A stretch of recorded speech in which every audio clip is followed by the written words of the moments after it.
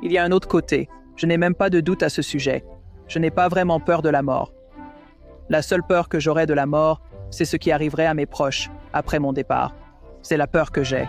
Mais à un certain moment, ce sera mon tour, ce sera ton tour, ce sera le tour de tout le monde. Mais ce n'est pas quelque chose dont les gens veulent parler. Personne ne veut partir. Tu sais, tu ne seras pas toujours là. C'est une conversation très difficile à entamer, ça. Salut tout le monde. Bienvenue à l'émission Ask Julie Ryan.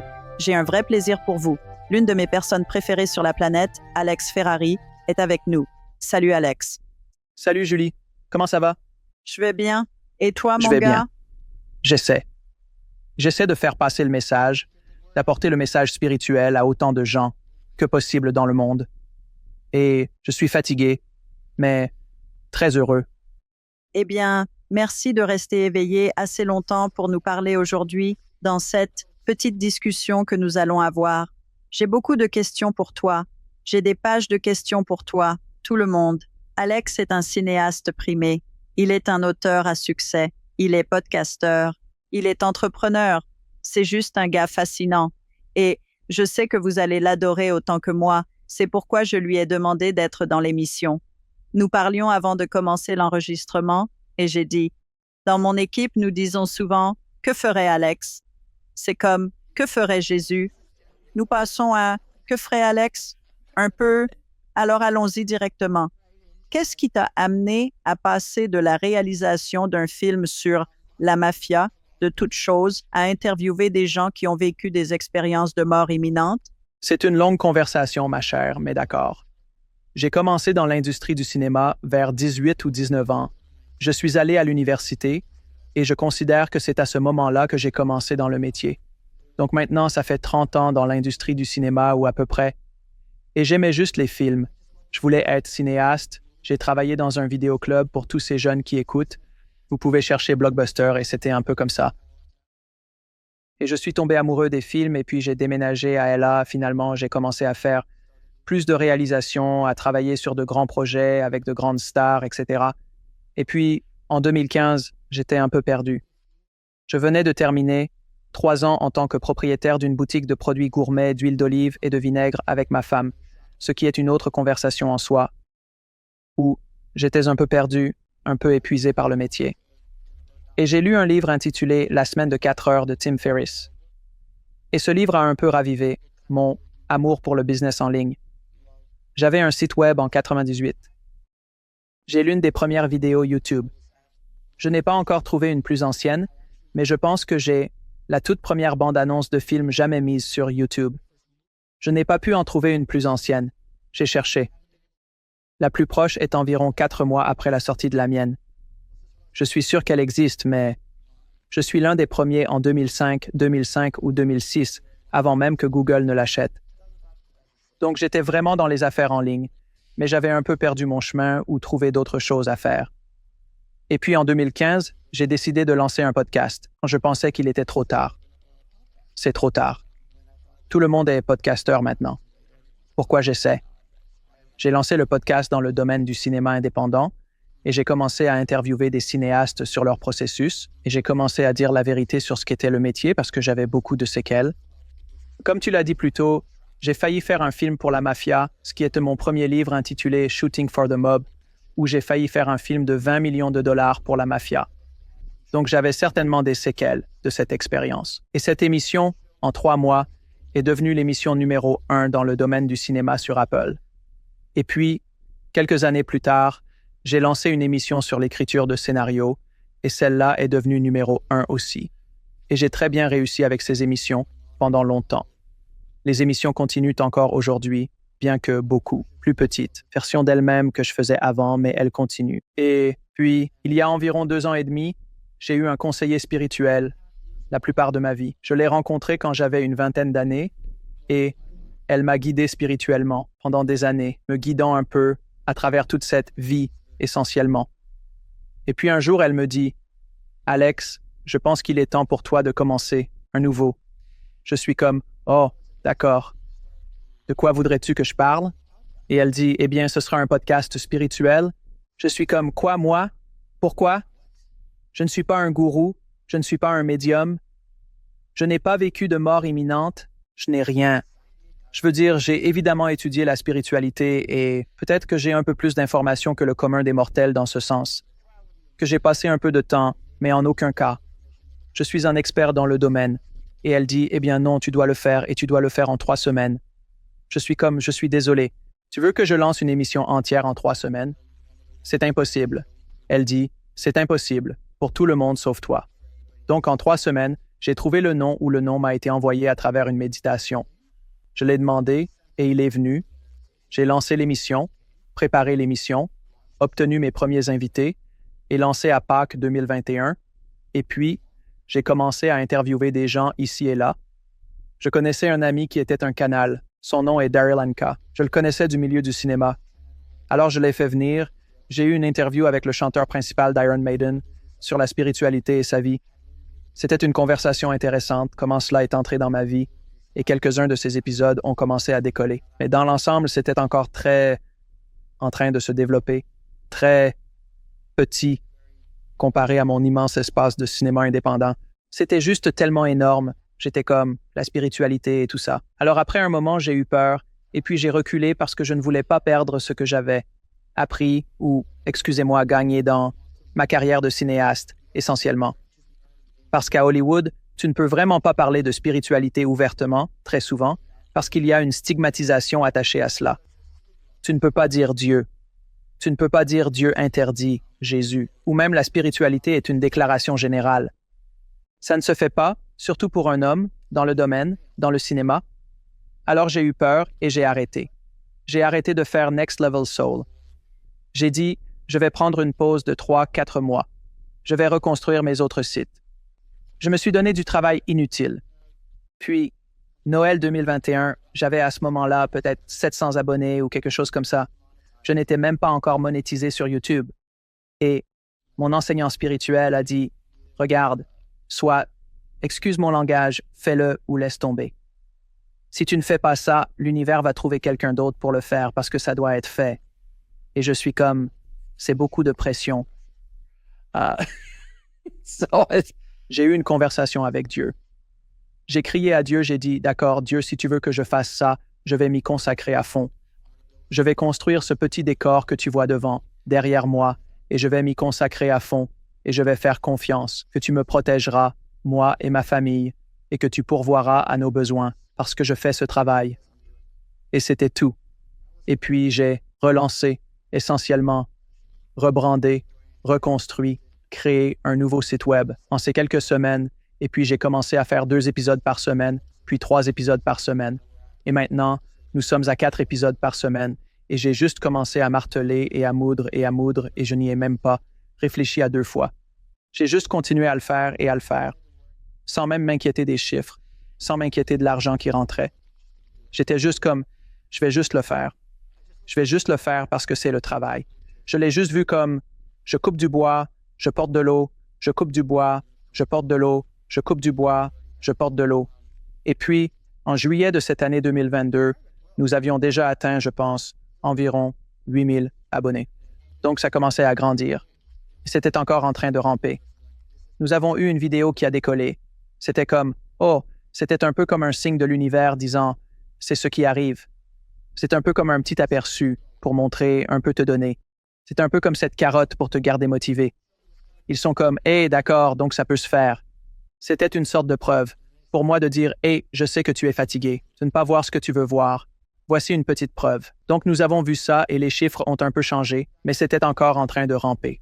Mais au moment où nous sommes arrivés en octobre, nous étions à, je ne sais pas, 30 000, 40 000 abonnés, ce qui était une quantité substantielle d'abonnés pour moi parce que ma chaîne de cinéma avait comme 80 en 7 ans.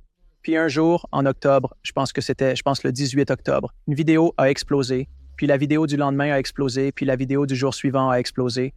Et puis après ça, nous sommes passés de 75 000 vues en un mois à 1,2 million ou 1,1 million. Puis chaque mois après ça, ça a continué à grandir. 1,85, 1,82,2. À maintenant, nous avons en moyenne environ 8 millions à 9 millions de vues sur la chaîne principale en anglais, par mois.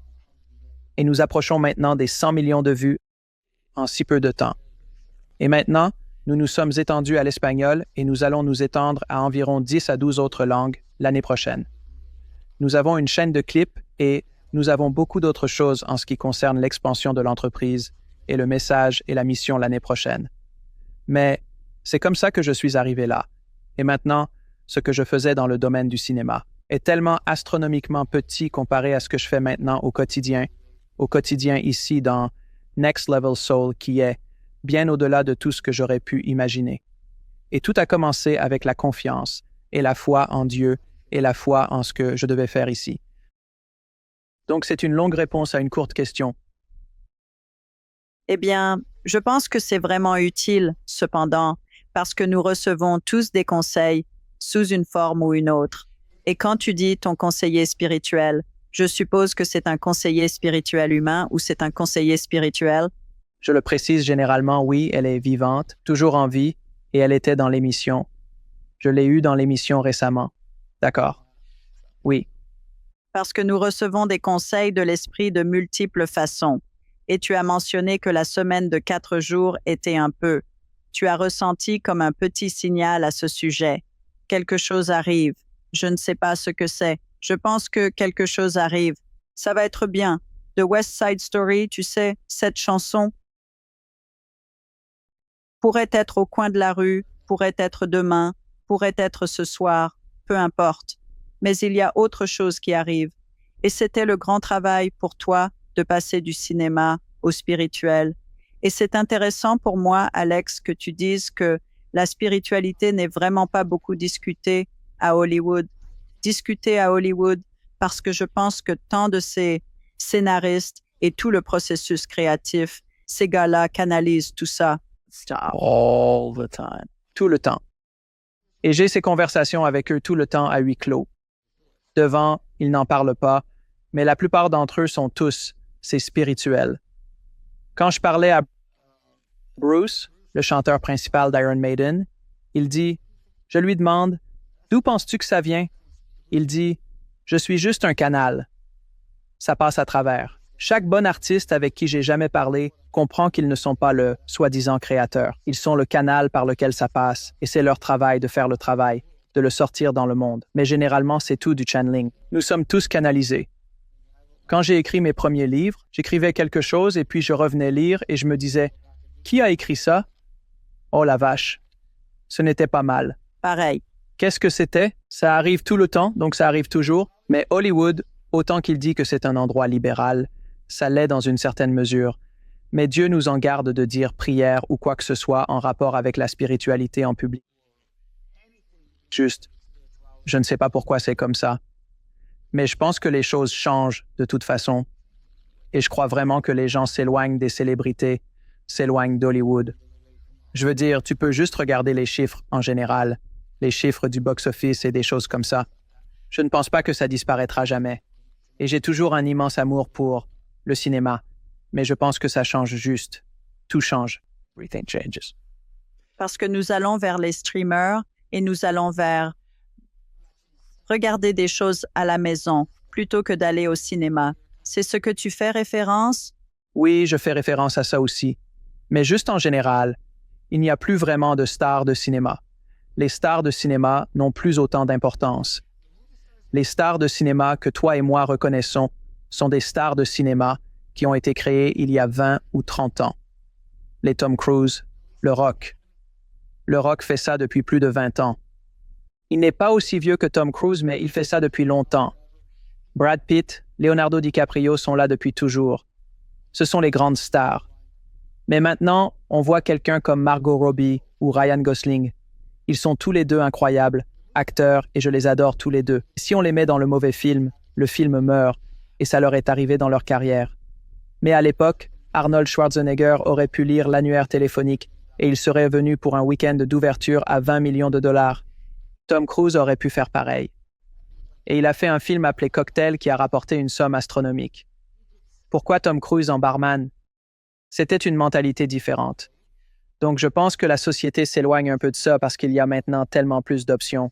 Maintenant, les YouTubeurs sont de grandes stars. Mes enfants ne connaissent ces stars de cinéma que parce qu'ils vivent avec nous et on leur dit « Oh, c'est Tom Cruise.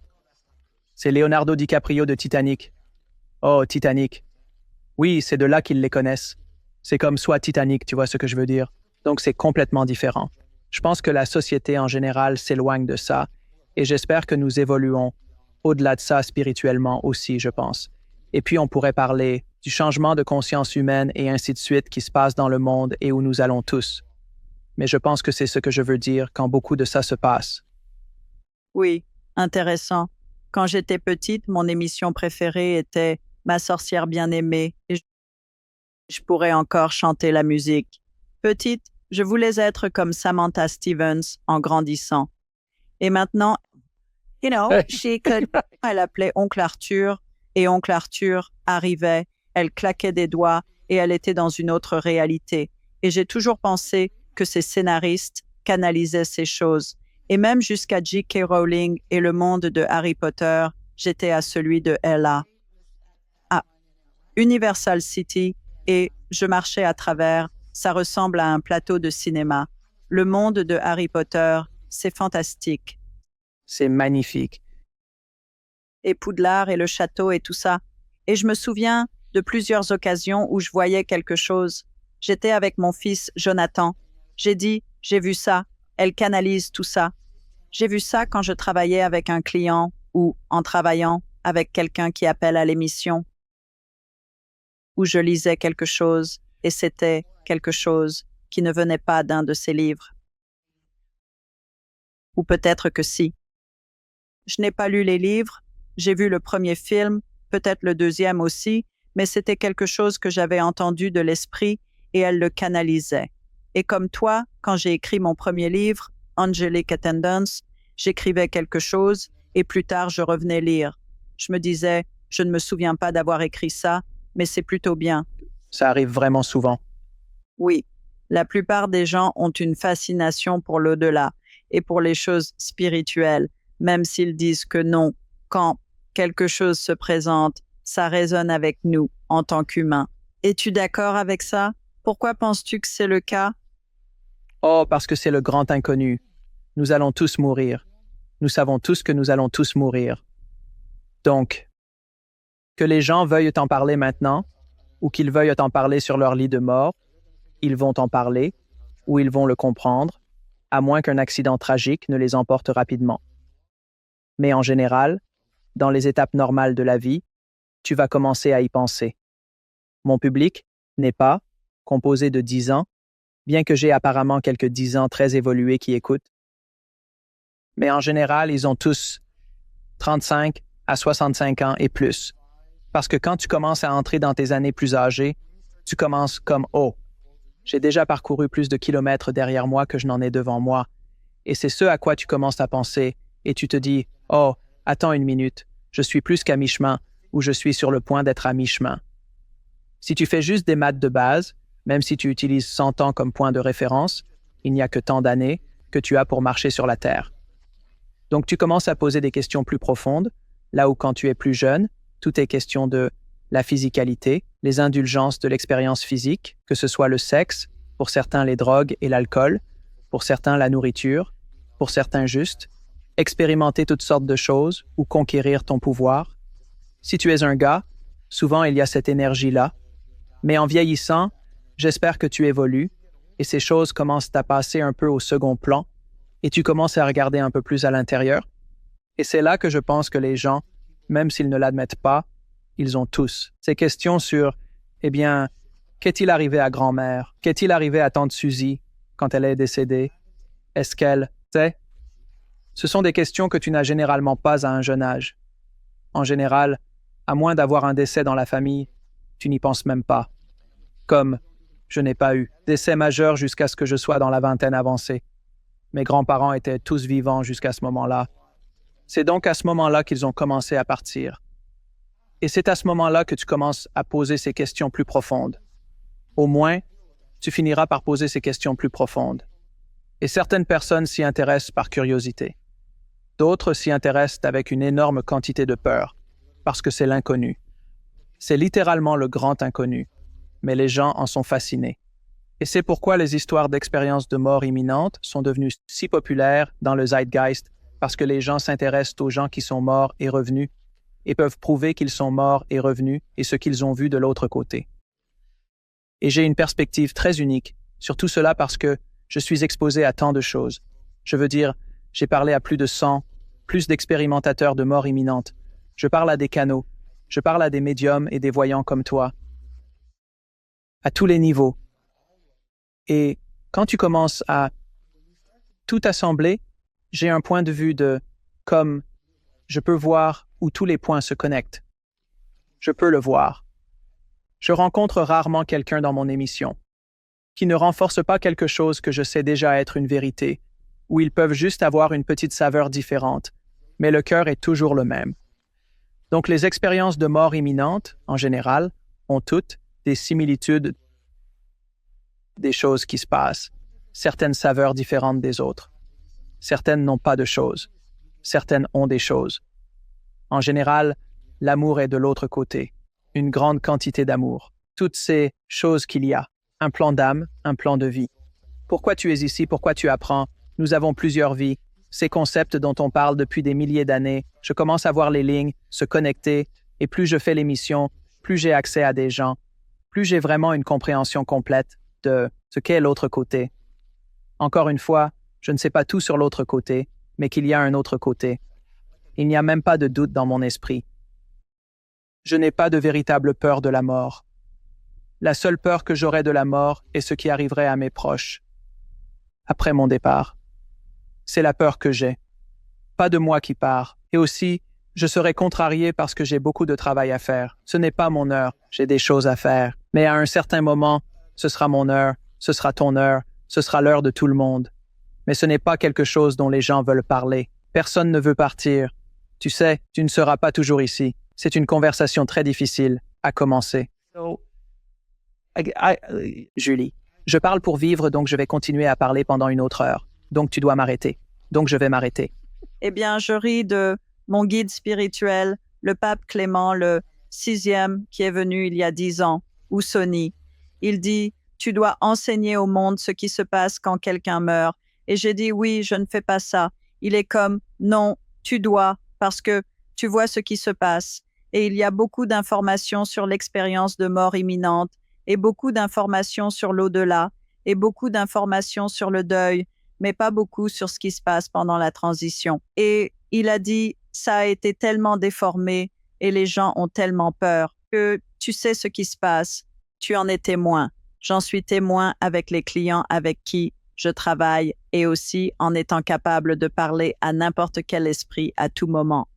Et donc, je pense que quand tu dis que tu n'as pas peur de la mort, c'est une déclaration énorme.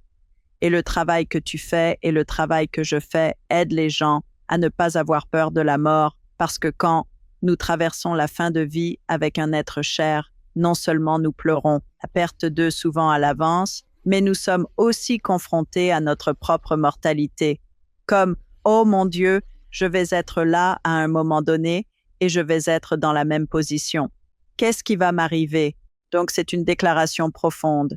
De plus, j'ai beaucoup de clients avec qui je travaille et nous parlons avec l'esprit d'un être cher décédé ou un esprit, plusieurs personnes.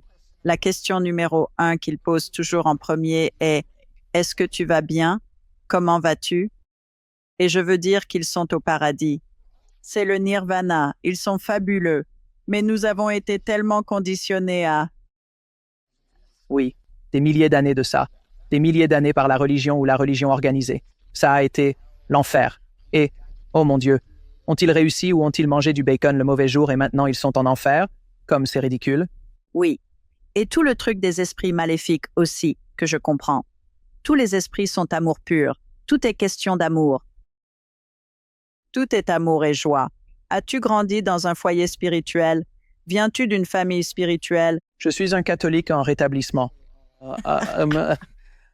Je suis allé à l'école catholique et pendant la plupart de ma jeunesse jusqu'au lycée.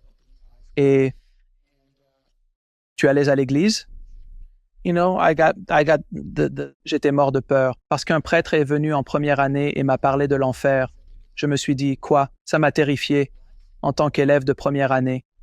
Peux-tu imaginer dire à un élève de première année qu'il y a un enfer? Je parle à mes enfants de l'enfer, ils rient. C'est à quel point ils sont évolués. Ils disent juste c'est ridicule. Ils comprennent l'autre côté, mais ils disent l'enfer. S'il y a un Dieu et qu'il t'aime, il ou elle, ou peu importe comment tu veux l'appeler, t'aime, pourquoi te jetterait-il dans une damnation éternelle? Parce que tu as fait une erreur ou deux. Tout le monde fait une erreur ou deux ici. C'est le but de tout ça, c'est d'apprendre. Faire des erreurs et apprendre. Faire des erreurs et apprendre. Donc tu es ici pour grandir et trébucher et tomber. C'est comme quand tu commences à marcher, tu vas commencer à crier sur le bébé parce qu'il n'a pas réussi du premier coup. Ça n'a aucun sens. Donc, ce genre de dogme qui nous a été imposé générationnellement est ce qui le cause. Mais je n'étais pas très spirituel. Je croyais en Dieu. En vieillissant, j'ai juste commencé à poser des questions. Même à l'école primaire, je me disais, donc si je tue quelqu'un aujourd'hui et que je vais me confesser, fais 7 ou 8, je vous salue Marie, je suis tranquille, et je peux sortir et le refaire, et puis juste aller. Et juste le point de cause à effet, même à un si jeune âge, n'avait pas de sens pour moi. Ces idées de base n'avaient tout simplement pas de sens. Et puis tu commences à déconstruire beaucoup du dogme et tu te dis, ça n'a pas de sens, ça n'a pas de sens. Donc après un certain temps, c'était juste comme, alors j'ai commencé à chercher d'autres avenues et je suis allé vers les religions orientales et les philosophies yogiques et les textes yogiques et à lire l'autobiographie d'un yogi et j'ai commencé à emprunter ces chemins et ça a commencé à avoir plus de sens. Aller dans le bouddhisme et le taoïsme et l'hindouisme et le confucianisme, même toutes ces différentes philosophies, de façon de voir la vie, je me suis dit, oh, ça a un peu plus de sens. Oh, le karma. Ça a beaucoup plus de sens que cette autre chose dont ces gars parlaient. Ces idées ont commencé à avoir du sens, mais c'est comme ça que je suis entré dans la spiritualité. Mais c'était toujours quelque chose qui était vraiment juste en moi. Même à un jeune âge, je cherchais toujours, mais je n'avais aucune capacité. Je n'ai jamais vu rien. Je n'ai jamais canalisé. Je n'ai jamais fait quelque chose comme ça. Ce n'était pas mon chemin, au début. Pas que j'ai ces capacités à ce stade, mais j'ai l'impression que j'ai un peu plus de ces choses qui se passent maintenant, en coulisses, en arrière-plan qu'avant. Oui, eh bien, tu as une vraie joie de vivre. Tu as une joie de vivre et un rire contagieux. Et quand tu te lances vraiment dans quelque chose qui te fait rire, ton champ d'énergie devient immense. Je veux dire, il s'étend comme galactiquement. And so, crois-tu que les quêtes spirituelles dans lesquelles tu es impliqué depuis quelques années t'élargissent spirituellement? Je veux dire, je sais qu'elles le font intellectuellement, mais juste d'un point de vue spirituel, je sais que tu médites, parfois pendant de longues périodes, presque tous les jours, n'est-ce pas? Oui, j'ai médité aujourd'hui. Parle-nous de ça. Pourquoi médites-tu et comment cela a-t-il été, juste d'un point de vue d'évolution spirituelle, pour toi personnellement? Et quels effets as-tu vu que cela a eu sur ta vie? Donc, pour répondre à ta première question, absolument. Ma compréhension spirituelle, ma spiritualité intérieure a grandi à pas de géant. Je suis devenu une personne beaucoup plus calme qu'avant. Quand j'étais jeune, j'étais extrêmement en colère pour beaucoup de choses, des trucs de jeune homme stupide. Et puis j'étais très colérique quand j'étais plus jeune. Et être marié à une bonne femme a aidé énormément.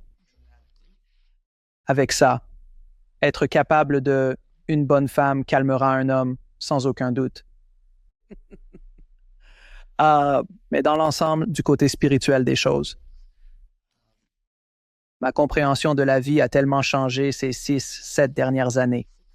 J'ai commencé à méditer profondément il y a environ 6 ou 7 ans, quand mon guide spirituel m'a de nouveau conseillé de le faire, et j'ai un peu commencé à emprunter ce chemin, et c'était très difficile.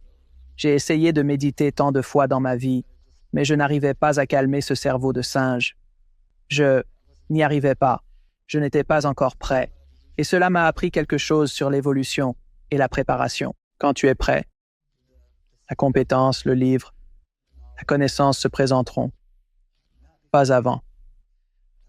Si je m'étais dit, il y a 6 ans que j'aurais cette conversation avec toi, sur mon émission ce que nous faisons ou ma vie, j'aurais dit « Tu es fou, tu es insensé, ça n'a aucun sens. Tu vas être un Spielberg, qu'est-ce qui ne va pas chez toi ?» Et je me dis « Oui, je ne comprenais pas » et je lui aurais donné une claque. Je dirais « Non, non, calme-toi. » Mais oui, la méditation pour moi m'a vraiment équilibré et j'ai pu obtenir des réponses aux grandes questions de la vie. Pour moi, la méditation est une pratique spirituelle ainsi qu'une pratique physique. J'ai eu beaucoup de bienfaits pour la santé grâce à ma méditation. Juste la pression artérielle, des choses comme ça, calmer les choses. Mais pour moi, il y a eu beaucoup de choses mystiques qui se sont produites pendant mes méditations. À mesure que tu commences à aller de plus en plus profondément et que tu pratiques de plus en plus longtemps, des portes commencent à s'ouvrir dans ta conscience, si tu veux. Et comme j'ai parlé à d'autres, moines tibétains et yogis qui méditent depuis des décennies, ils sont d'accord avec ce que j'ai vécu et que je vis encore aujourd'hui, et ça ne finit jamais. Mais la méditation a été une partie si puissante de ma vie que c'est quelque chose que je ne peux pas ne pas faire. Je me sens bizarre quand je ne le fais pas. Mon corps ne se sent pas. Je suis décalé quand je ne médite pas. Donc, c'est définitivement une grande partie de ma vie et je conseille à tout le monde d'essayer, au moins d'essayer à n'importe quel niveau qui fonctionne pour eux. Peux-tu partager certaines de tes expériences que tu as eues en méditant, que tu as dit être vraiment des expériences spirituelles extraordinaires? Eh bien, l'une d'elles était simplement comme « D'accord, Dieu, j'ai besoin d'un nom pour cette émission que tu veux que je fasse sur la spiritualité. Et si tu veux me donner ce nom, ce serait génial. Et je dois aussi m'assurer d'avoir l'URL pour ça.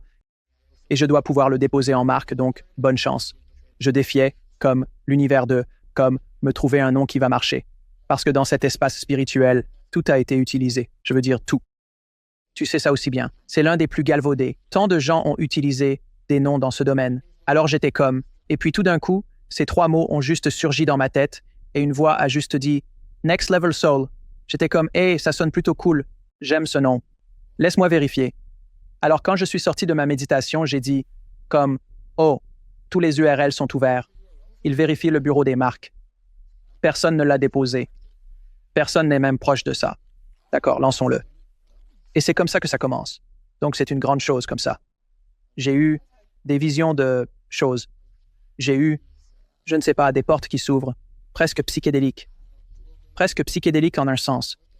Pas que j'ai jamais eu une expérience psychédélique, mais des portes qui s'ouvrent vers, je ne dirais pas des royaumes différents, mais des images différentes apparaîtraient. J'ai vu des vies passées dans mes méditations. Du moins, c'est ce que je considère comme des vies passées. Alors je me dis, bien que c'est pourquoi j'ai peur des hauteurs. D'accord, ça a du sens, parce que je vois quelque chose se passer là. Oh, ce n'est pas peur des hauteurs, mais tu sais ce que je veux dire? Oh, c'est pourquoi je n'aime pas les hauteurs tout le. Et oh, c'est pourquoi c'est ça. Je me dis, d'accord, mais ces petites choses apparaîtront ici et là. Il y en a eu des tonnes, vraiment beaucoup. Ouais, concernant la marque et le nom. Tim, mon mari et moi rendions visite à mon frère et ma belle-sœur à Chicago et j'étais guidée pour écrire un livre pour enfants. Et j'étais allongée dans le lit de la chambre d'amis. Tim était déjà levé et j'ai entendu des messages d'anges pour les enfants. J'ai pensé, d'accord, même chose. Je pense, oh, ce n'est pas disponible.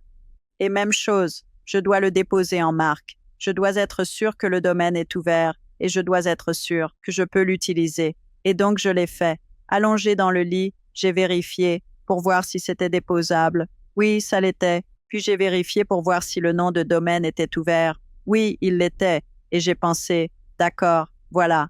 Quand reçois-tu ce que j'appelle des téléchargements divins, ce qui signifie que tu es guidé, évidemment, et nous le sommes tous. Quand nous recevons ces téléchargements divins, nous avons une pensée dans notre tête. Quel est ton processus pour pouvoir discerner si c'est quelque chose à suivre ou non? Je veux dire, surtout en étant dans le milieu du cinéma où il y a beaucoup de faux, j'imagine que dans chaque industrie, il y en a. Mais quel est un peu ton indicateur que tu utilises pour dire « D'accord, je vais explorer ça ». Oh, l'instinct viscéral. Il y a une différence entre l'ego, l'esprit égoïque et le l'esprit divin, si c'est même un terme qui a déjà été utilisé, je ne sais pas. Je viens de l'inventer. Maintenant, je suis sûr que quelqu'un a déjà dit ça, mais l'esprit divin, signifiant que, quand une idée surgit dans ta tête, et que c'est pour nourrir l'ego, ce que j'ai vécu, et je comprends ce sentiment. Avoir 1000 entreprises, avoir 1000 choses, avoir 1000 projets pour te faire paraître plus grand, te sentir plus grand, dire des choses comme « Hey, j'ai ce projet, ce projet ». Je veux dire, j'ai déjà traversé tout ça dans ma vie. Ou quand tu te dis « Comment cela peut-il servir la mission? Comment cela peut-il servir les autres? » Et si ça vient de cet endroit, tu te sens différemment. C'est juste un sentiment, et c'est très difficile à quantifier. C'est quelque chose que tu ressens. C'est un instinct viscéral que tu ressens, où les choses qui arrivent maintenant sont beaucoup plus en mission qu'elles ne le sont en ego.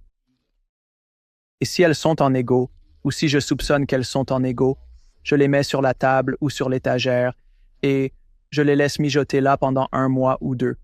Et si c'est toujours là, alors je le réévalue. Et puis je me dis, d'accord, qu'est-ce que cela va vraiment faire? Est-ce que cela va aider? Comment cela aide-t-il les autres? Comment cela peut-il aider la mission plus large? Ce sont des questions que je me pose avant de commencer à m'impliquer dans un nouveau projet ou une nouvelle chose. Je ferai un film de plus, probablement avant de partir dans cette vie, ce sera probablement le film de la mafia, parce que c'est quelque chose que je veux faire, pas pour moi-même, mais pour aider les autres à comprendre ce que c'est que d'être abusé et pris dans quelque chose dont tu sens que tu peux sortir et montrer aux gens qu'ils peuvent sortir de cette situation. Et j'en ai eu une assez extrême, pour le dire légèrement. Mais ce serait probablement quelque chose que je voudrais faire, et ça ne vient pas d'un endroit d'ego, parce que je me fiche de la célébrité ou la fortune, ou je ne me soucie pas de devenir un grand réalisateur de films maintenant. Si je fais des films, je les ferai au service des autres, ou au service d'une histoire que je veux raconter qui peut aider les autres. Mais les jours où je faisais quelque chose juste pour moi-même, je ne sais pas si je pourrais me tromper, ça pourrait revenir, mais pour l'instant, ce n'est pas quelque chose qui m'intéresse vraiment. D'accord? Donc tu ne peux pas laisser tout le monde en suspens à propos du film de mafia. Je sais un peu, mais s'il te plaît, partage ce qui s'est passé. Alors j'avais 27 ans et j'ai été impliqué dans un film. C'était un film de 20 millions de dollars pour un ex-gangster. Et il était un soi-disant gangster réhabilité et voulait faire un film sur sa vie. Donc, au moment où j'ai compris ce qui se passait, il était déjà trop tard. J'étais déjà un peu pris dans la toile. Et à 26 ou 27 ans, je n'avais aucune défense contre quelqu'un comme ça. Comme je ne savais rien comment gérer un tyran et un bipolaire narcissique, psychopathe, essentiellement un sociopathe, à ce niveau. Je n'avais rien que je pouvais faire contre ça. Et j'ai été jeté dans la mêlée. J'étais avec ce projet pendant presque 1 an.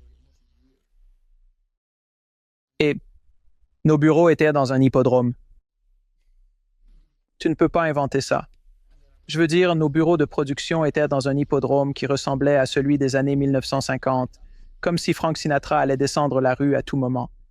Et l'histoire de ça, de nous essayant de faire décoller ce projet, d'obtenir de l'argent, tout ça est une grande histoire.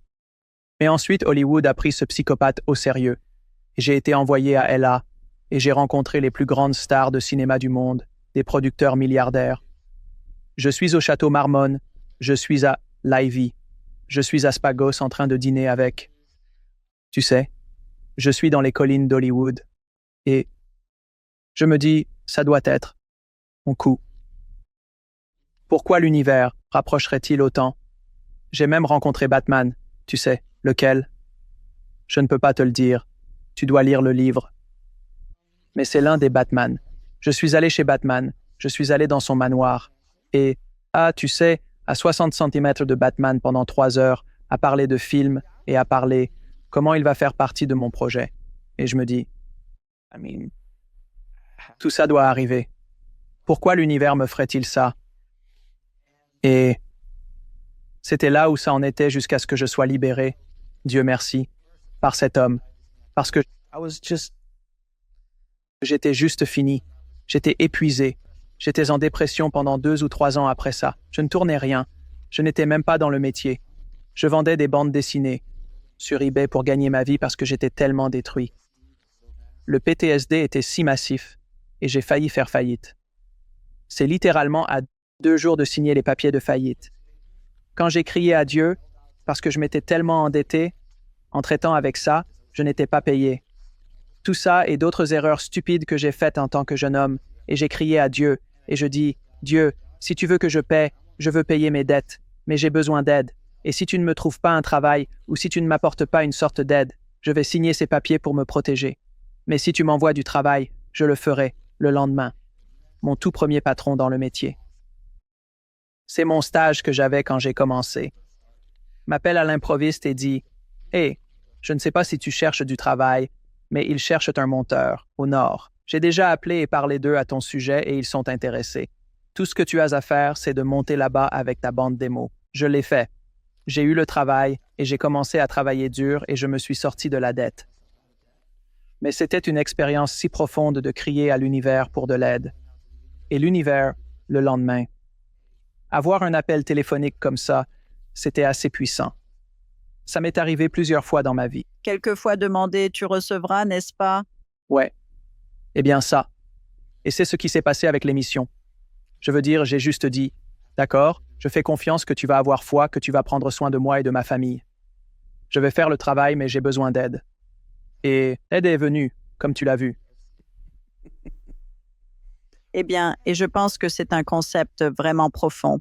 Aussi parce que la plupart d'entre nous sont enseignés, surtout si nous faisons quelque chose d'entrepreneurial, que nous devons avoir des mesures et nous devons regarder les statistiques tout le temps et nous devons avoir des objectifs et là et tout ça.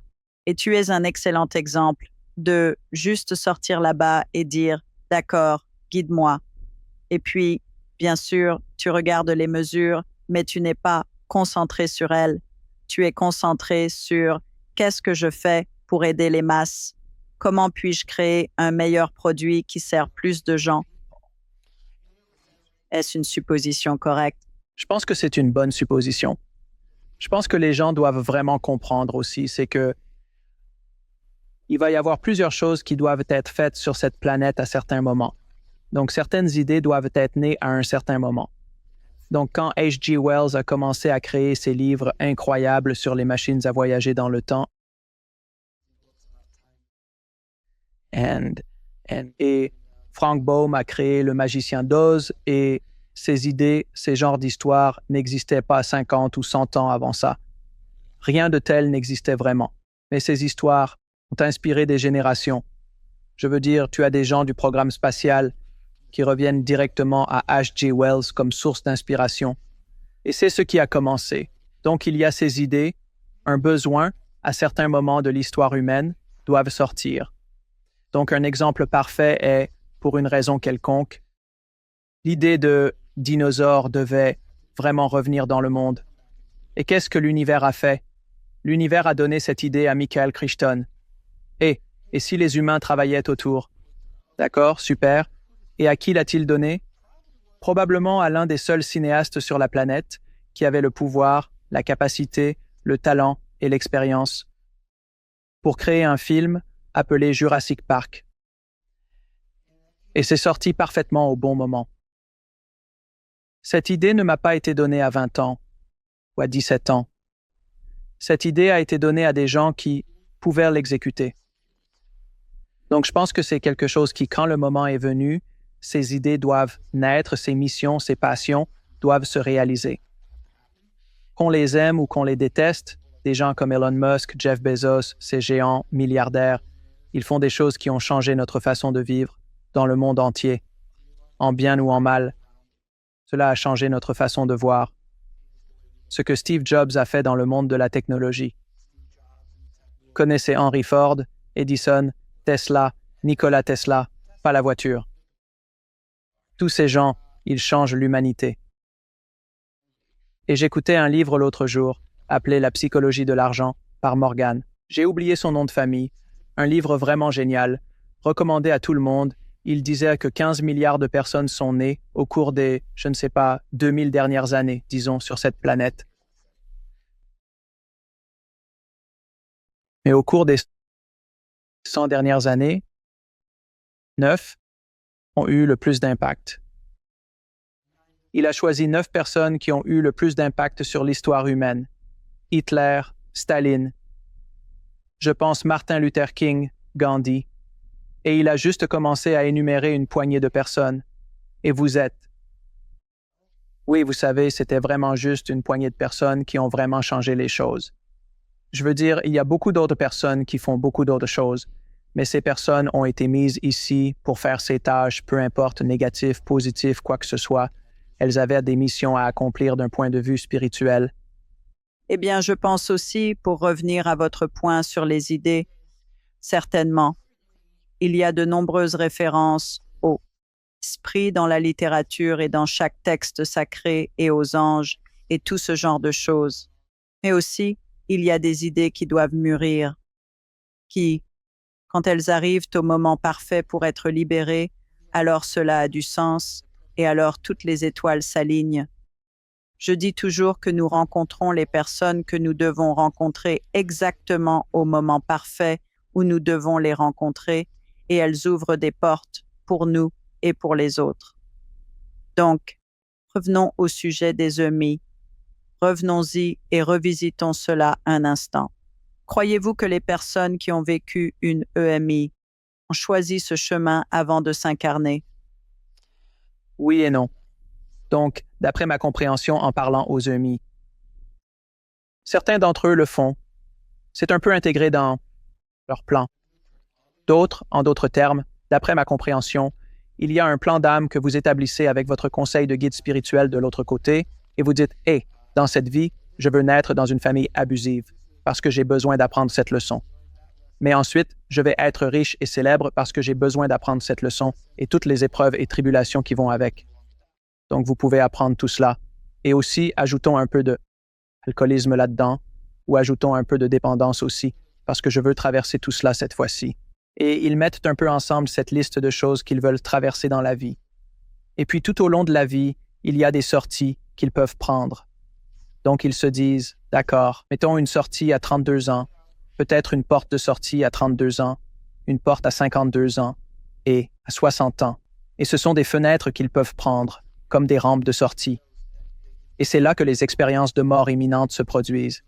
Parfois, s'ils veulent qu'elles se produisent, si elles doivent se produire, ce sont les moments où ils peuvent un peu partir, se rappeler ce qu'ils veulent faire. Et c'est pourquoi il y a toujours un choix. Voulez-vous revenir? Ne voulez-vous pas revenir? Beaucoup de fois, pour partir, ce n'est pas encore votre heure. Et ils ne sont pas vraiment forcés de revenir, mais poussés doucement de retour dans leur expérience. Mais d'après ma compréhension, vous le choisissez. Parfois, c'est une façon de procéder. L'autre est, parfois. Ce sont de longues conversations profondes et importantes. Donc, je vais l'expliquer du mieux que je peux, et je ne suis pas un expert, que parfois vous vous êtes tellement éloigné de votre chemin. Donc, disons que je devais être astronaute. Je devais être astronaute dans cette vie. Je devais être astronaute, et je ne suis plus astronaute. J'ai décidé de danser, et je vais juste danser. Je vais être danseur, mais j'ai vraiment besoin d'être astronaute. C'est mon point dans tout ça. J'ai choisi d'être astronaute, pour une raison quelconque. Je suis sorti du chemin, et maintenant je danse. Il va y avoir quelque chose qui va. Une expérience de mort imminente est parfois lancée, à ce moment-là pour vous secouer un peu et dire « Hey, c'est ton chemin. Veux-tu juste partir et recommencer? Ou veux-tu revenir sur la route parce que c'est ce que tu voulais? Et c'est ce que les guides spirituels et l'autre côté font un peu. C'est ma compréhension de cela et ma compréhension rudimentaire de cela. Vous avez mentionné plutôt certains dénominateurs communs que les EMI expérimentent. On entend beaucoup parler du tunnel, on entend beaucoup parler d'amour pur, on entend Eben Alexander parler de la musique céleste, que chaque niveau l'a emmené de plus en plus haut là-dessus. Trouvez-vous qu'il y a un type de personnalité qui expérimente une EMI aussi, ou est-ce que c'est juste tout à travers le J'ai. J'ai parlé au docteur Eben Alexander, qui était un athée complet et une personne complètement logique, qui maintenant ne l'est plus, à une personne qui était dans l'espace spirituel tout le temps, et ils ont sauté. J'ai eu des gens éduqués, j'ai eu des gens non éduqués, j'ai eu toutes les couches de la vie. Il n'y a pas de type de personnalité que vous pouvez.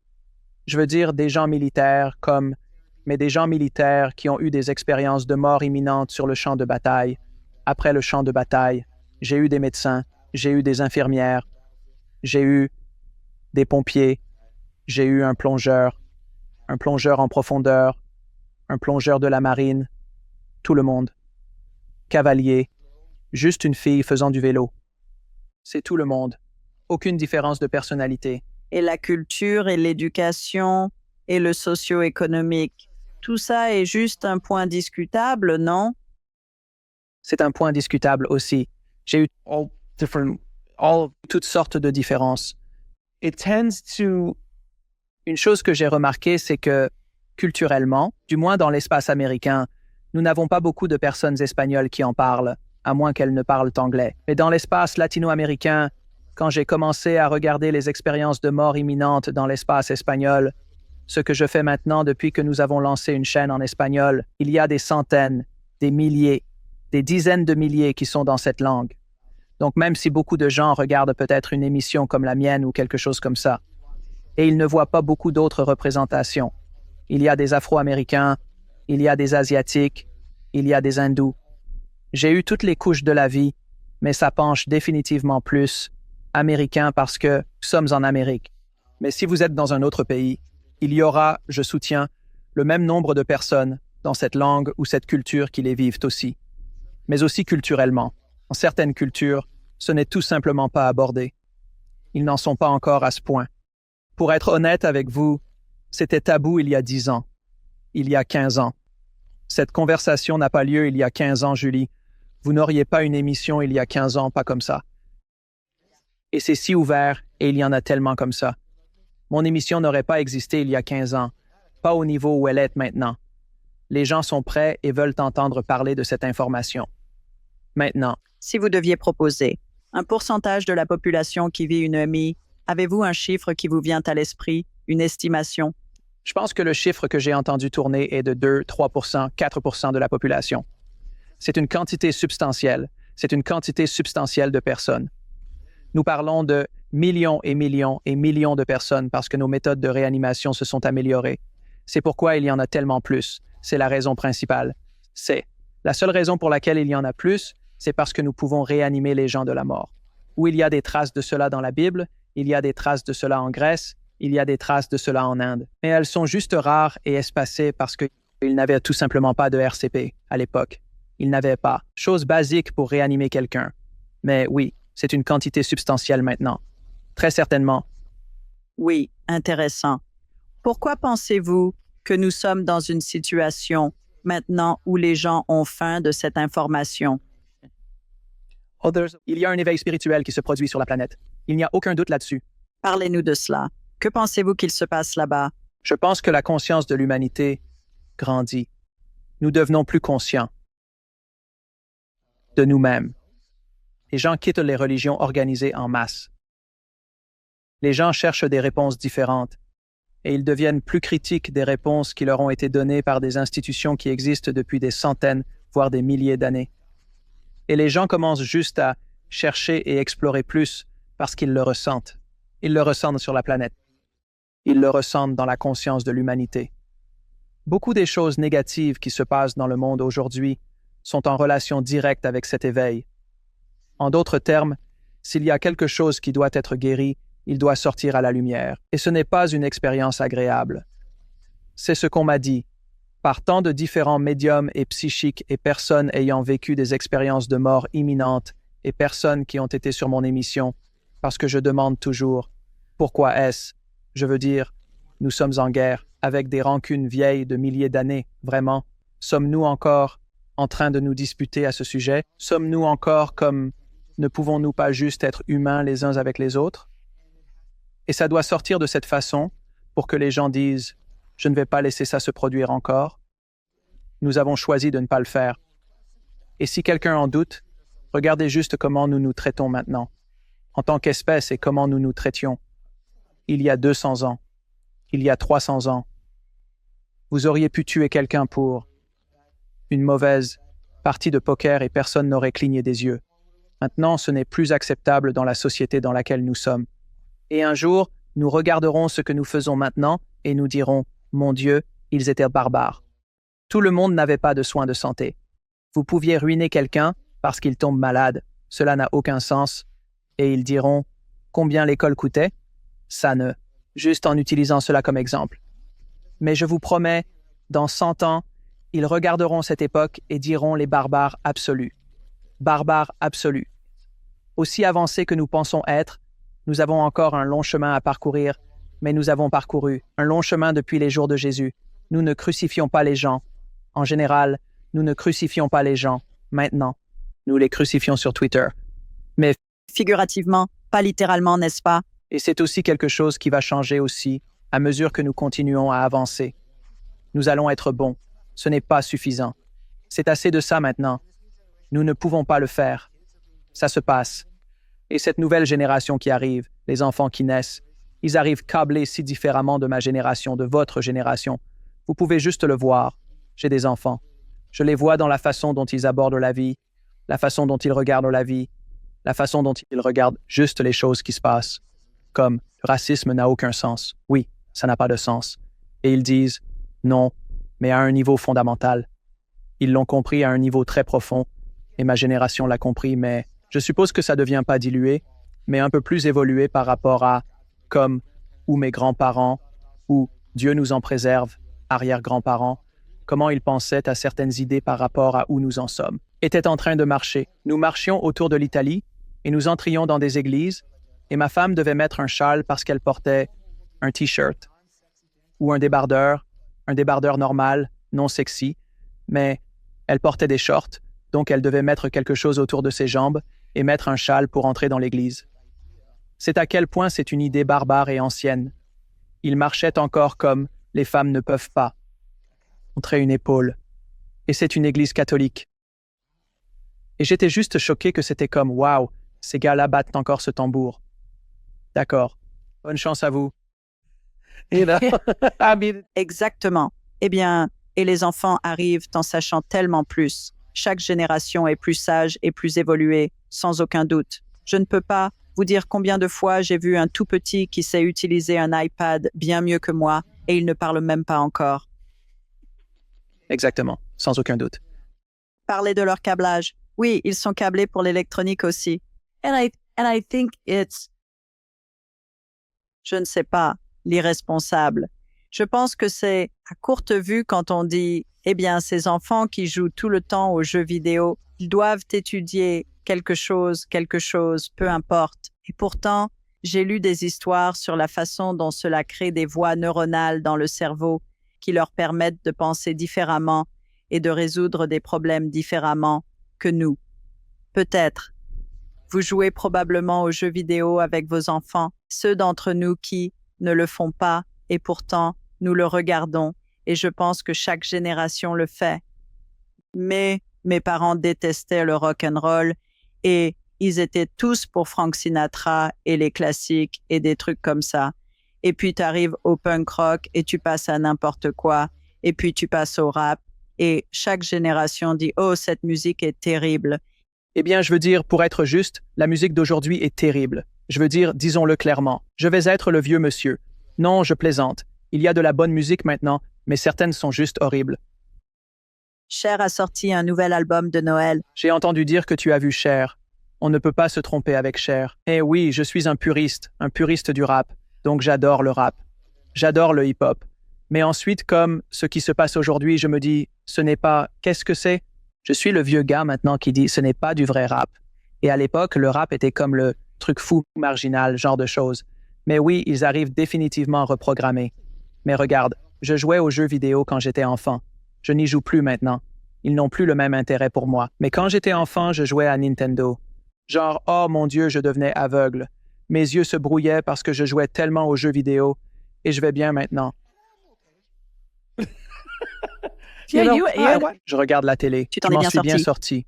Je veux dire beaucoup de ces mythes. C'est juste de soutenir vos enfants de toutes les manières qui les intéressent et d'essayer de trouver le bon dans ce qu'ils essaient de faire, espérons-le, et d'aider avec ça. C'est la façon dont j'aborde les choses.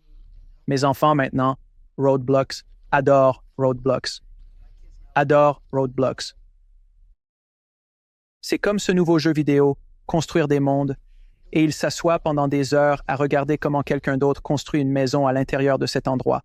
Et je me dis, eh bien, ils apprennent. Yeah. I mean, they're learning. I mean, il y a des choses qu'ils apprennent. J'ai entendu un général de l'armée de l'air, je crois, j'oublie quelle branche de l'armée, dire que les enfants peuvent piloter les hélicoptères maintenant parce qu'ils ont ces voies neuronales dans leur cerveau qui leur permettent de gérer les ordinateurs de bord et tout. Alors que quelqu'un de mon âge, ou peut-être même de votre âge, nous ne pourrions pas le faire parce que nos cerveaux ne comprendraient pas, parce que nous n'avions pas les voies neuronales établies. Je viens de voir un film hier appelé Grand Torino. Pas Grand Torino, mais Gran Turismo, qui est une histoire vraie sur un simulateur de jeu du Grand Prix de course. Et c'est comme la représentation la plus précise jamais créée dans le monde de la course. Et quelqu'un a eu l'idée folle de permettre aux meilleurs joueurs de jeux vidéo de tous les temps d'essayer de réellement courir dans une vraie course. Et comment ces enfants, pour faire court, c'est basé sur une histoire vraie. Ils ont gagné. Ils ont joué tellement, ces circuits tellement de fois. Ils savaient tellement qu'ils ont joué. Ils avaient des milliers d'heures dans la simulation que leurs voix étaient justes, ancrées, et tout ce qu'ils ont appris physiquement en cours de route. Mais ils sont littéralement devenus imparables. C'est assez remarquable. Oui, eh bien, c'est ce que font les pilotes, non? Ils vont dans le simulateur et ils doivent le faire un certain nombre d'heures par an pour renouveler leur licence. Vous dites que nous sommes ici pour un court moment pour faire le travail de notre âme. Ne laissez jamais la peur arrêter ou ralentir le processus. En vous-même, vous trouverez une connexion plus profonde avec l'univers. C'est toute la force dont vous aurez jamais besoin. J'ai dit ça. Tu as dit ça, tu vois? Waouh, c'est pas mal. Je le sais. Que voyez-vous comme le travail de votre âme? Si vous aviez une déclaration de mission, qu'est-ce que c'est? C'est ce que je fais en ce moment. C'est ce que je fais en ce moment. Mon travail ici est de partager cette information de spiritualité, de différentes voies de spiritualité, de différentes voies de l'histoire humaine, de l'histoire spirituelle, et de semer des graines autour du monde à autant de personnes, aux milliards de personnes dans le monde autant que je peux. À travers des interviews et d'autres stratégies médiatiques que j'utiliserai à l'avenir. Mais c'est ce que je suis ici pour faire. C'est ce que je fais avec le plus de bonheur. Et il n'y a pas d'erreur ou de coïncidence que je sois venu de l'industrie du cinéma. La quantité de connaissances et d'expériences que j'ai dans les médias, dans la post-production, dans la narration. Et non seulement cela, j'ai aussi interviewé littéralement 1000 des plus grands réalisateurs et scénaristes de l'histoire, comprenant leur processus, décomposant leurs trucs. Donc toutes ces informations sont un peu en moi. C'était un peu comme une tempête parfaite pour créer la version d'Alex que vous voyez devant vous en ce moment. Et je me demande toujours, je me dis, pourquoi ai-je dû passer par l'industrie du cinéma? Si c'était là où je devais aller, pourquoi ai-je emprunté ce chemin? J'aurais pu emprunter 1000 autres chemins. J'aurais pu être moine. J'aurais pu être ceci ou faire cela. Mais non, c'est le chemin que je devais suivre pour arriver à cet endroit et aller là où nous allons, plus loin. C'est ainsi que j'ai pu lancer un podcast sur la spiritualité en 3 semaines. Oui, parce pour que le j'avais déjà tout présenter pour de être. manière à ce qu'il soit bien reçu par votre public. Donc ça résonne. Et j'ai aussi dû faire 1000 épisodes d'une autre émission pendant 5 ou 6 ans pour arriver au point où je pouvais littéralement prendre la balle et courir avec si rapidement, en commençant cette nouvelle émission parce que j'avais juste 1000 heures à mon actif d'interview de personnes et de compréhension de ce processus et de compréhension de l'émission et de tout ça. Tout est parfaitement mis en place. Vous commencez à regarder en arrière, et seulement une fois que vous regardez en arrière, pouvez-vous comprendre la perfection de tout cela. Quand vous êtes dedans, c'est difficile. Mais quand vous regardez en arrière et vous dites « Oh Dieu merci, je ne suis pas sorti avec cette femme. Oh Dieu merci, je n'ai pas épousé cette fille. Oh Dieu merci, je n'ai pas pris ce travail. Et à l'époque, cela aurait pu être la pire chose. Vous avez été licencié. Mais parce que vous avez été licencié, vous avez démarré votre entreprise. Quand cela s'est transformé en ceci, tout fonctionne comme il se doit. Et si vous pouvez comprendre cela et un peu, permettre que cela se produise, pour vous au lieu de. Pour vous, votre vie devient beaucoup plus facile. Je suis d'accord. Et je pense qu'il est important de dire aussi que vous n'avez pas besoin de faire 1000 interviews pour que votre message soit diffusé. Pour quelqu'un qui est une mère au foyer, qui s'occupe des enfants et tout ça, toutes ces compétences que vous acquérez, être mère, être femme au foyer, être n'importe quoi, tout vous mène sur votre chemin et le chemin de chacun est différent. Je serai d'accord avec vous. Ce n'est pas pour dire que vous ne pouvez pas faire ce que je fais, parce que vous n'avez pas emprunté le même chemin que moi. Ce sera juste différent. Personne ne va me concurrencer, et je ne vais concurrencer personne d'autre. Je ne peux pas rivaliser avec être une mère au foyer. Ce n'est pas mon domaine de compétence. Cela signifie que je ne comprends pas ce monde. Donc, ils pourraient apporter quelque chose, à travers leur expérience de vie, dans une émission si c'est là qu'ils voulaient aller, dans une émission que je ne pourrais jamais faire en 1 million d'années. Tout comme quand quelqu'un essaie de rivaliser avec moi, c'est une bataille perdue d'avance. Je ne peux pas rivaliser avec vous. Vous ne pouvez pas rivaliser avec moi, car nous sommes deux personnes très différentes. Nous avons des expériences de vie très différentes, donc nous avons juste des chemins différents à suivre. Et croyez-moi, de quelqu'un qui a idolâtré tant de réalisateurs différents en cours de route comme « Oh, j'aimerais pouvoir être ce gars parce qu'il a eu ça. » Et j'ai essayé de suivre ce chemin et ça n'a pas marché. J'ai étudié tous ces gars et puis j'ai eu, des années plus tard, l'occasion de parler à beaucoup d'entre eux dans mon émission et de vraiment comprendre le fonctionnement interne de ce qui s'est passé. Et seulement jusqu'à ce que je commence à tracer mon propre chemin, ai-je commencé à avoir un quelconque succès dans tout ce que je faisais dans la vie quand j'ai arrêté d'essayer de suivre le chemin de quelqu'un d'autre. Parce qu'il n'y a aucun moyen de suivre le chemin de quelqu'un d'autre. Vous pouvez être inspiré par le chemin de quelqu'un d'autre, mais vous devez vraiment trouver votre propre chemin par vous-même. Et d'ailleurs, moi, j'ai été inspiré par d'autres podcasteurs aussi, que j'ai maintenant rencontrés, que j'idolâtrais. Quand je grandissais dans ce côté de l'entreprise. Et maintenant, beaucoup d'entre eux me demandent quoi faire, et je me dis, quoi? Oui. Donc, c'est fascinant comment le monde fonctionne. Je suis d'accord. Une dernière question. Pourquoi nous incarnons-nous? Pour apprendre, pour grandir, pour vivre des choses ici. Nous grandissons plus vite ici que nous ne grandissons de l'autre côté. Nous grandirons de l'autre côté. Mais c'est un peu comme un exercice intellectuel par rapport à un exercice physique. Je peux vous parler de comment cuisiner, mais jusqu'à ce que vous entriez dans la cuisine et que vous commenciez à casser un œuf et à mettre des assaisonnements ensemble et à tester et à ressentir la chaleur et à vous brûler la main et à vous couper le doigt parce que vous coupiez des oignons, jusqu'à ce que vous entriez dans cette expérience, vous n'allez vraiment pas apprendre. Vous apprenez beaucoup plus vite en étant dedans qu'en en parlant ou en y pensant intellectuellement. Donc, de l'autre côté, il y a des leçons à apprendre. Mais ici, c'est le doctorat, c'est le plus haut niveau d'enseignement dans l'univers, à ma connaissance. C'est très difficile ici et vous allez apprendre beaucoup plus vite. Je parlais à une personne ayant vécu une expérience de mort imminente. C'était une si belle histoire. Il se promène au paradis et cet autre esprit qu'il connaît s'approche de lui et dit « Qu'est-ce que tu as fait? Je veux ce que tu as. » Il dit « Oh, j'ai passé du temps sur terre. » Et il dit « Oh mon Dieu, je veux un morceau de ça. » Il dit « Fais attention, ce n'est pas facile là-bas. C'est dur. » C'est un peu comme quand tu vois un vieil ami de l'université et qu'il a l'air fantastique. Il est musclé. Il a des abdos. Il est tout en muscles. Sa peau est parfaite. Ils disent « Qu'est-ce que tu fais? » Il dit « J'ai bien mangé et je me suis entraîné. » Il dit « Oh, je veux ce que tu as. » Je dis « Eh bien, ce n'est pas facile de manger sainement et de s'entraîner tous les jours, et c'est beaucoup de travail, mais c'est le résultat. » Même chose ici. Nous venons ici pour apprendre plusieurs leçons dans une vie. Parfois, nos vies durent 5 minutes, parfois notre vie dure 100 ans, et nous apprenons des leçons. Et elles n'ont pas besoin d'être de grandes missions. Cela peut être aussi simple que d'aider une autre âme, enseigner à une autre âme, être la mère, le frère, le petit ami, la sœur, le frère de l'autre âme, peu importe ce que c'est, jusqu'à ce que le travail de cette âme soit terminé. Peut-être que leur mort est la dernière leçon. Comme « Oh, je suis ici pour t'apprendre l'empathie, parce que je vais partir, et c'est une leçon que tu voulais apprendre. » Donc, je suis venu ici pour te rendre service. Et ensuite, nous pourrions parler de groupes d'âmes et de choses comme ça. Mais tu es ici pour apprendre. Tu es ici pour apprendre. Tu es ici pour grandir.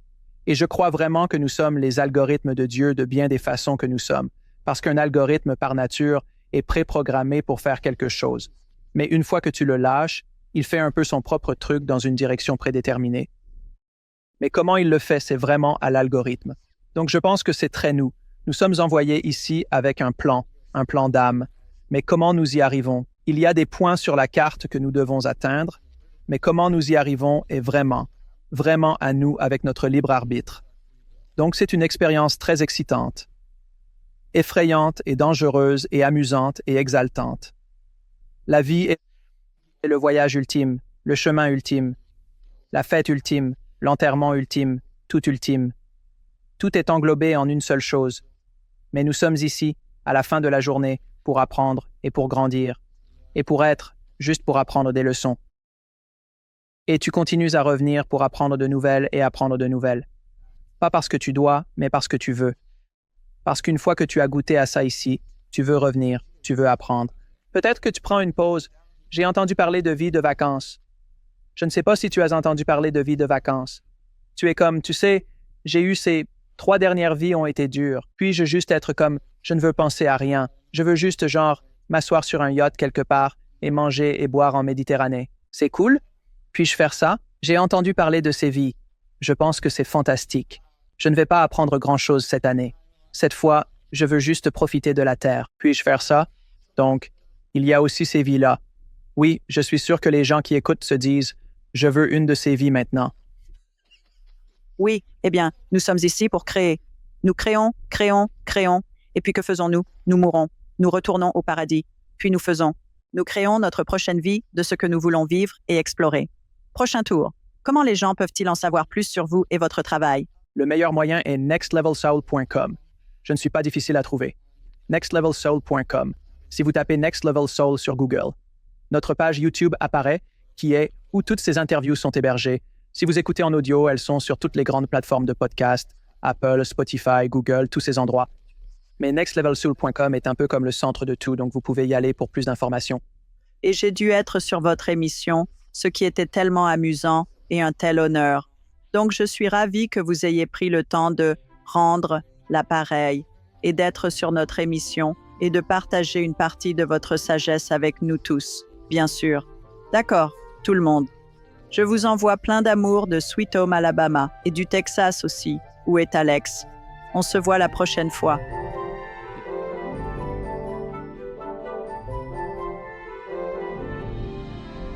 Pour améliorer votre voyage spirituel, cliquez sur l'une des vidéos ci-dessous et n'oubliez pas de vous abonner, de laisser un commentaire et de partager avec votre famille et vos amis.